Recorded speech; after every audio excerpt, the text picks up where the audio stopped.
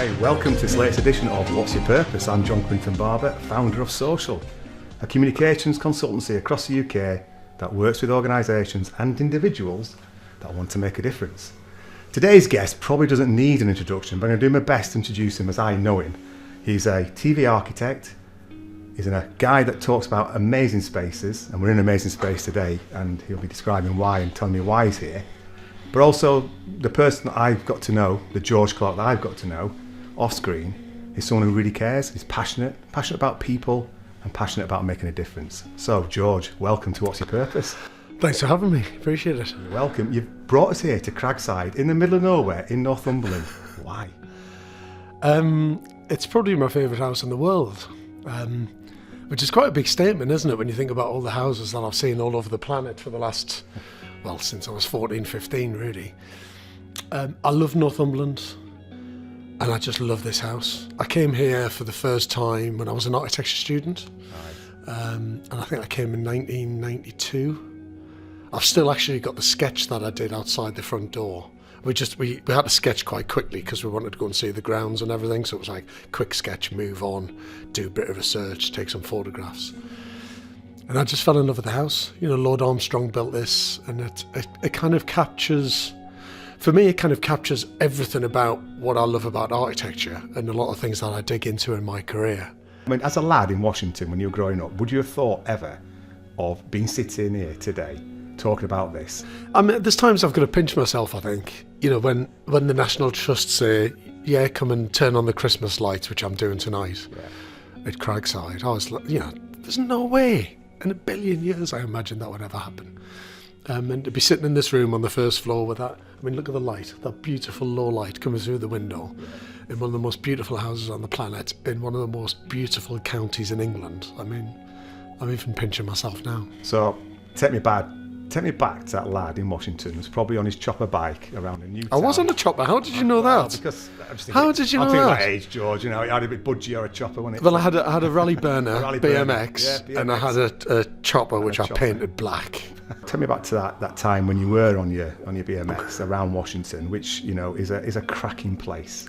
Correct me if I'm wrong, but I think in your experience of being born there, being brought up there, and I've heard you talk about this so passionately and eloquently, I think you were lucky where you were born. And I do think, because that impression has made you who you are, that environment and that place. Correct me if I'm wrong, but take me back. Yeah, I mean, it's interesting you've got a T-shirt on that says Northerner, because I know you're a proud Leeds lad, aren't you? You're a proper Northerner. Exactly. And, you know, I am genuinely proud of being Northerner, because I just think we're built differently. And I just think we've got this kind of northern grit and determination. We've got a passion to build stuff. Yeah. You know, I mean, I'm from Sunderland, and we're called Mackhams, and in Mackham, we think the phrase, there's a few kind of urban myths around it, but the phrase was like, we mack 'em, they tack 'em, we make them, they take them, because we would build all the ships, but then they would be taken all over the world. So it was we make them, they take them, we mack 'em, they tack 'em. So we were a city of builders. Yeah. You know, my granddad was a builder. You know, he had hands like absolute shovels. You know, because he was a grafter, proper grafter. So do you know what I mean? That mix of strength, but also passion. And that's someone, you know, George, who I've got to know over the years, is that, you know, that you described yourself there, that strength and passion. And that passion you have, you know, you've got passion for buildings, you've got passion for places, you've got passion for houses, but you've also got passion for people. And I think on TV, when you're with, you know, hundreds of people you've been with on Amazing Spaces and all the other programmes, and the impact you'll have had on them and the impact you have on the viewer is one thing. Well, also the impact they've had on me. Yeah. You know, it goes both ways, really. A journalist asked me last week, actually, it was one of the best questions. It's a very simple question, but I'd never been asked it before. She said, what have you learnt from making television and being on television? And I said, I've learnt about people. Yeah. It's taught me even more about people. You know, I'm lucky enough to meet thousands and thousands and thousands of people a year. Yeah. You know, I'm not talking about over like a decade. I meet thousands of people a year, different people, and they've all got a story to tell. Yeah. And my job in some ways is it's for me to be a good designer, which I really love and enjoy, but also to celebrate buildings and architecture and the people who built them and the people who have lived in them and the people who are living in them now. So, architecture is nothing without people, because it's kind of got to be people first. Us as architects are there to kind of serve our clients, really. So it has to come from the client first. Yeah. If you haven't got a good client, you can't do a good building. You Sure. can't. You just can't. You need a brilliant client, and hopefully a brave client, hopefully an innovative client as well, who's willing to take a bit of a leap into the unknown. Because I'll always say, as an architect, you can always satisfy your client's brief. I think that's the minimum. Yeah. Some architects think it's a maximum. Oh, we satisfied the client's brief, that's what we did. We've done a really good job. And I'm like, no, I want to satisfy the client's brief, but then give them something they never imagined they could ever have. Where they walk in and they just go, oh my God. Yeah. That is, what you did was good, but what you've done here is unbelievable. And the loveliest phrase is when people say, I wasn't expecting that. Yeah. You light up when you talk about buildings and place, but you also equally light up when you talk about people. And let me take you into a space which I think some people know, but not a lot of people know, is your passion for people in left behind communities, kids in left behind communities, to be able to access good jobs, be able to access opportunities in building the homes of the future. And that's how we met. Yeah. 7 or 8 years ago. The estate I was brought up on was fantastic. Council estate, working class. I saw people who had nothing. We had very little, but we had enough. My mum and dad worked. Food was always on the table. So I'm not going to sit here and say we had a tough upbringing, because it wasn't. I had a great upbringing. It was a very working class one.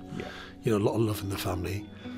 And I have a big family. Loads of cousins, loads of aunties. I mean, we breed like rabbits in Sunderland. Keeps you warm, mate. Is that a Scottish half? Friction. Honestly, it's just about staying warm. It was great. I loved it. But I did see a lot of people who had absolutely nothing and literally living hand to mouth every month. Really, to And I'm talking about some kids who you could tell the ones who were really skint.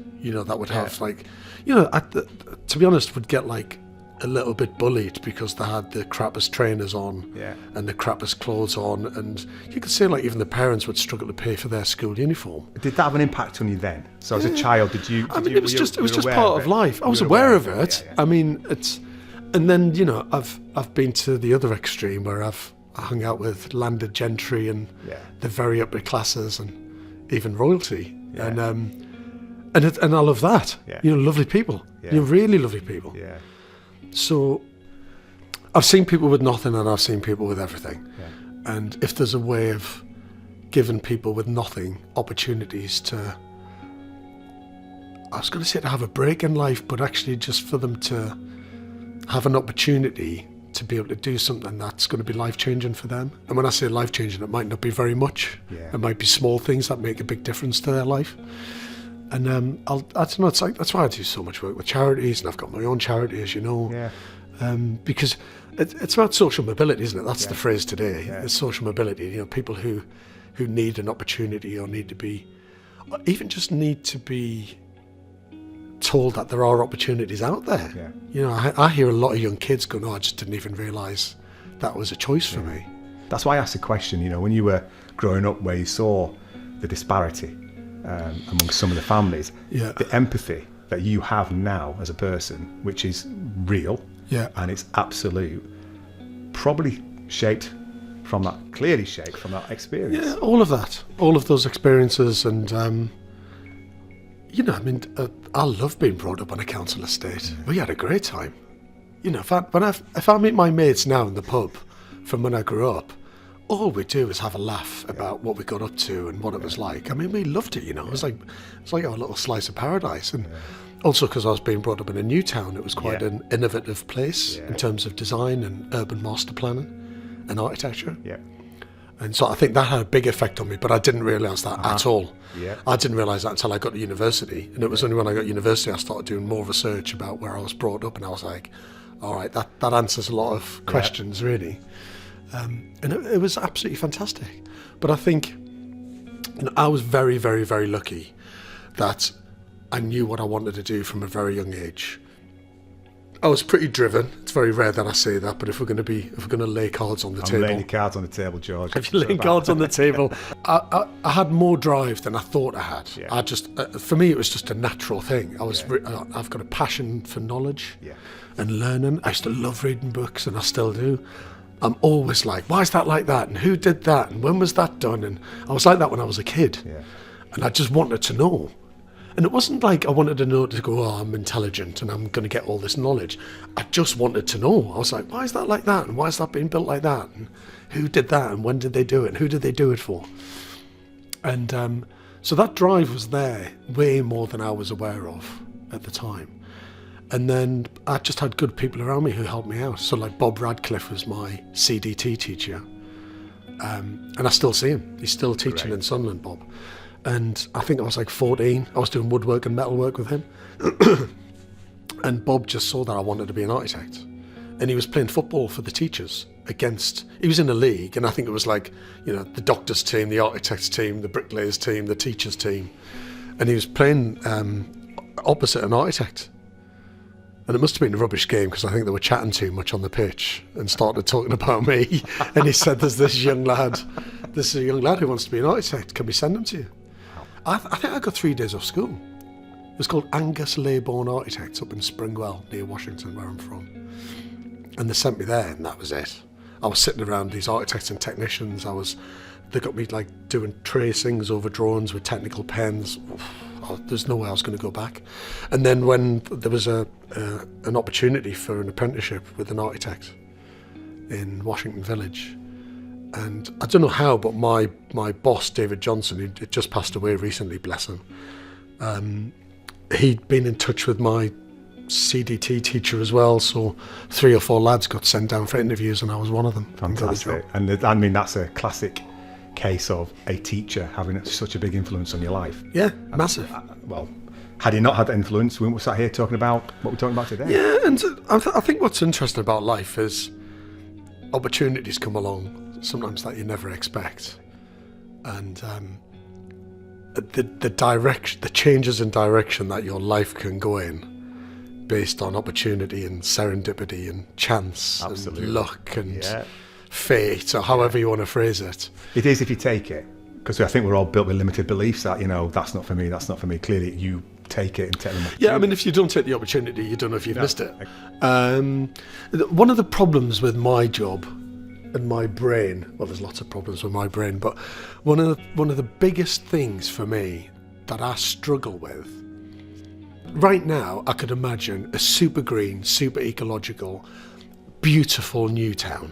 Yep. Really 21st century, where people, health and well-being was at the forefront, that, there was genuine affordable housing, people say hello to each other on the streets, people aren't struggling massively financially because everyone's looking after each other.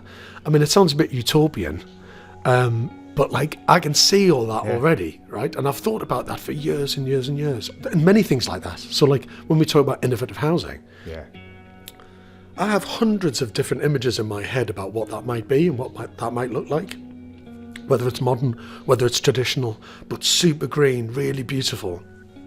So when that doesn't exist, I struggle with that. Yep. And you've been in many meetings with me, John, and sometimes I struggle with all the kind of, you can't do that, we can't do that, well, that can't happen, you can't do that. Well, that's a nice idea, but that's never going to happen. And I'm like, why not? Like, what? Like, if we know that that's where we want to get to, and just everybody or the system's telling you that you can't ever get there, it drives me mad. So, you know what I'm like with bad housing? I get really upset about it. It's not just angry, I'm like really upset. When I see people living in really substandard, terrible accommodation, I'm like, hang on, we're a developed nation. We should be looking after people, And I think that it comes back to that kind of class divide, financial divide, where the rich get richer and richer and richer and richer. The gap between the rich and poor is getting bigger every day. I find that really upsetting, because that's not just a statement about financial economics or individual wealth. It's a reflection on who we are as a planet, really. That we've got this globalized system where people get mega rich and then we've got more and more people getting really, really poor, which means that you've got quite extreme houses in the world. You know, houses worth £200-300 million, and then you've got houses where people are living in really damp, really houses. I mean, I'm talking like or can't get houses. Yeah. I'm talking like, you know, pre-Victorian levels of living. You know, I mean, honestly, the poverty out there right now in Britain, it's really bad. It's not just about architecture for architect's sake. It's architecture's sake. It's for, you know, genuinely giving people a better quality of life. Yeah. And if architecture can do that, and it needs money to be able to do that, and vision, and the right clients, whoever that client might be, whether it's government or a housing association or whatever. There's times where I turn up at some small scale developments and I'm like, why aren't we doing this everywhere? You know, some beautiful things that honestly really, really good architects. Like there's an architect called Peter Barber who does wonderful housing and some great social housing. We've never met, actually. I've never met him, but I'll get to tune in. Yeah, he doesn't know this because we haven't met. He might not even be that bothered, but I'm a big fan of his, you know, because he turns what would normally be quite ordinary architecture into extraordinary architecture. So it can be done. It Absolutely can be done, George. We know it can be done, and that's where my frustration comes in. So actually, it ain't bonkers. It's not bonkers. In fact, it's bonkers if you don't articulate it and keep articulating and keep articulating. That's bonkers. Yeah, and I'm also the sort of person that I don't want to just talk about it. I want to do it. Get on with it. Yeah. You know, when I did Council House Scandal, I did the Empty Homes campaign back in 2011. You know, it would have been easy for me to sit at home and not do anything. But I'm just not built that way. Why? So we're coming to the crux of this, George. You know, easier for me to sit home and not do anything, which, like I say, you could have done. You've got your fame, you've got your presence on TV. You could just have that life. George, this is about purpose, and you probably thought about it. I've asked loads of people this, but what really is, you know, what's your purpose, George? I don't know.